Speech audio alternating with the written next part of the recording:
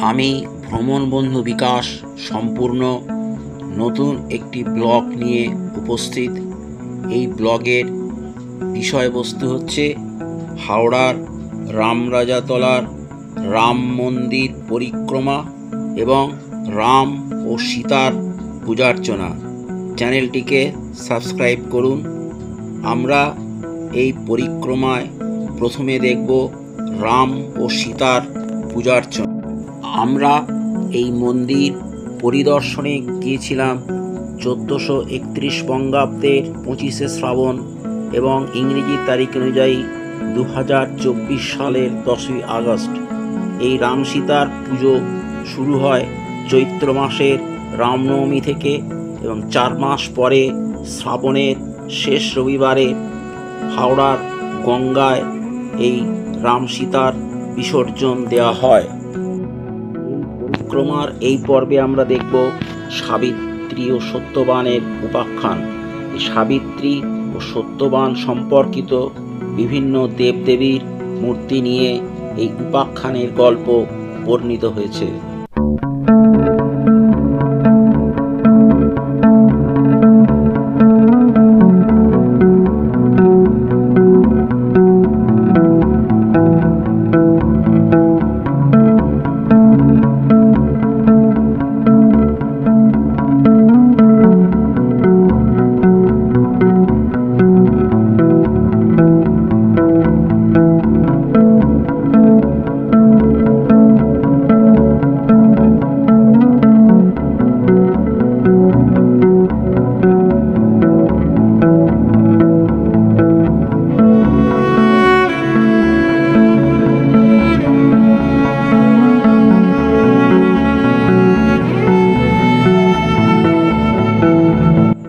এইবার আমরা দেখব বামন অবতার।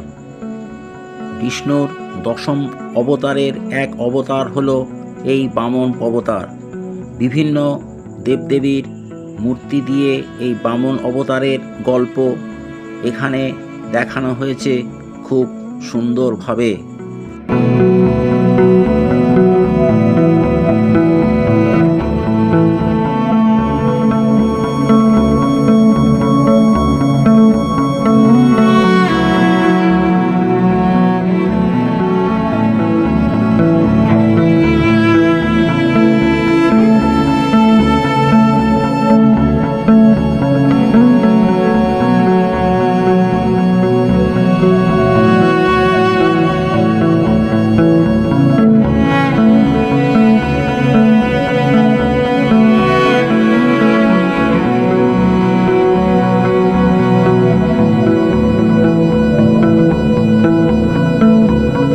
এরপর আমরা দেখলাম রামচন্দ্রের শ্রেষ্ঠ ভক্ত বজরংবলীকে।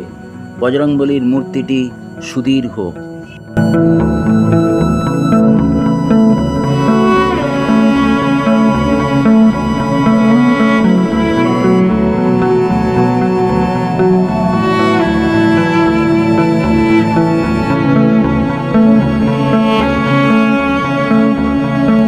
রাম সীতার ঠিক উল্টো দিকে একটি নতুন মন্দির নির্মিত হয়েছে। এই নবনির্মিত মন্দিরে প্রথমেই মহাদেবের মূর্তি আছে, এরপর আছে রাম সীতার মূর্তি ও সব শেষে আছে মহাবিষ্ণুর মূর্তি।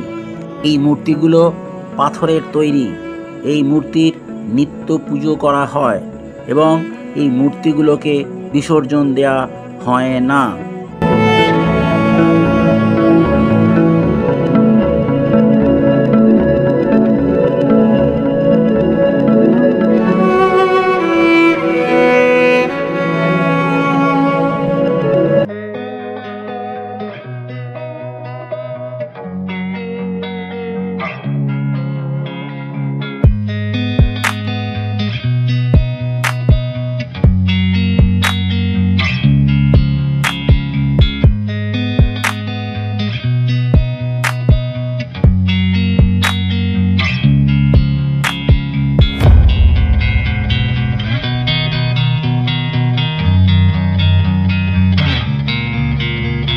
এই মন্দিরে একটি সুন্দর মেলা বসে।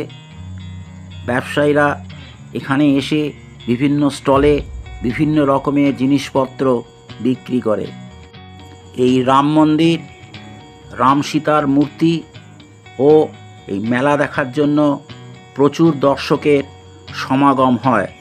এখন প্রশ্ন উঠতেই পারে যে আমরা কিভাবে এই মন্দিরে পৌঁছবো। অনেকগুলো উপায়ে এই মন্দিরে পৌঁছানো যায়। হাওড়া স্টেশন থেকে দক্ষিণ পূর্ব রেলের ট্রেনে করে রামরাজাতলা স্টেশনে আসতে হবে। সেখান থেকে টোটো করে এখানে আসা যায়।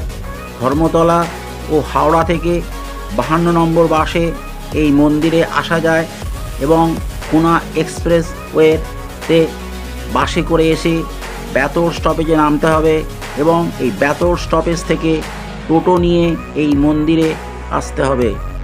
নবনির্মিত মন্দির থেকে রাম সীতার বিগ্রহ দেখে খুবই ভালো লাগলো। ভিডিওটির লাইক, শেয়ার ও কমেন্ট করুন। ভিডিওটি দেখার জন্য ধন্যবাদ। আবার দেখা হচ্ছে পরবর্তী কোনো ভিডিওয়ে।